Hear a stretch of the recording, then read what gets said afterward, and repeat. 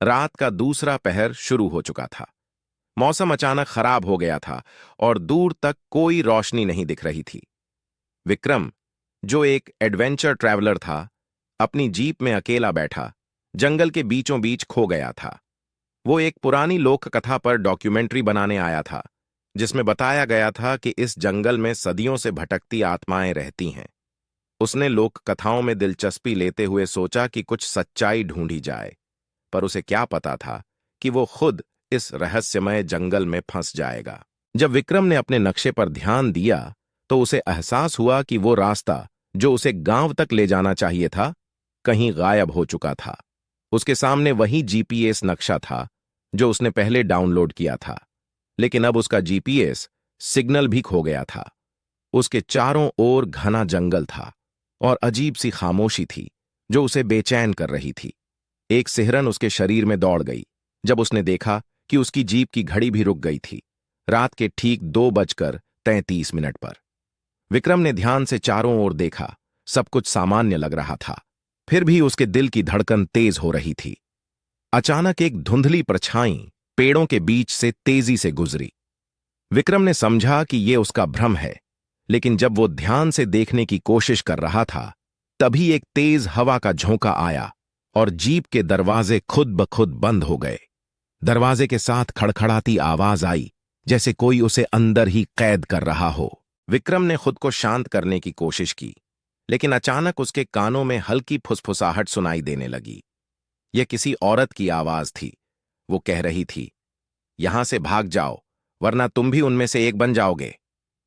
विक्रम का दिल अब जोर जोर से धड़कने लगा था। उसने जीप का इंजन स्टार्ट करने की कोशिश की, लेकिन इंजन ने काम करना बंद कर दिया था। अब वो समझ चुका था कि यहां कुछ बहुत गलत हो रहा है। विक्रम जीप से उतरकर चारों ओर देखने लगा। उसके सामने दूर कहीं एक धुंधली सी रोशनी दिखी। उसे लगा कि शायद कोई गांव या बस्ती होगी जहां से मदद मिल सकती है। उसने अपना बैग उठाया और उस रोशनी की ओर चलने लगा। रास्ते में हर कदम के साथ उसे ऐसा महसूस हो रहा था जैसे कोई उसे देख रहा हो। हवा में ठंडक बढ़ती जा रही थी और पेड़ों की शाखाएं जैसे उसकी हरकतों को देख रही थीं। विक्रम जीप से उतरकर चारों ओर देखने लगा। उसके सामने दूर कहीं एक धुंधली सी रोशनी दिखी। उसे लगा कि शायद कोई गांव या बस्ती होगी जहां से मदद मिल सकती है। उसने अपना बैग उठाया और उस रोशनी की ओर चलने लगा। रास्ते में हर कदम के साथ उसे ऐसा महसूस हो रहा था जैसे कोई उसे देख रहा हो।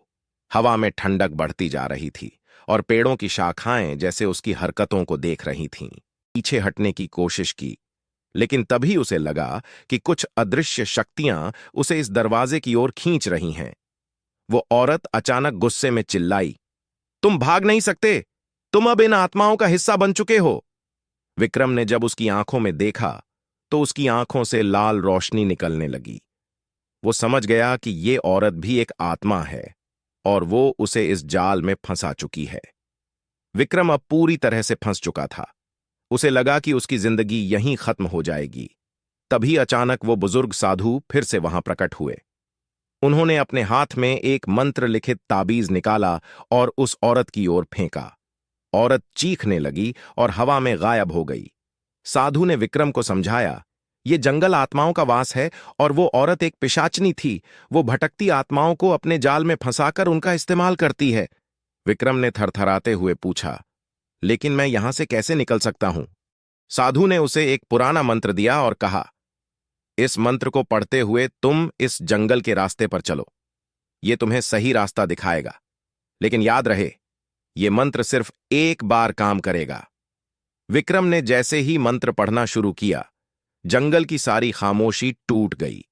पेड़ों की शाखाएं हिलने लगीं और हवा का रुख बदल गया। उसे अचानक ऐसा महसूस हुआ जैसे कोई अदृश्य शक्ति उसे रास्ता दिखा रही हो।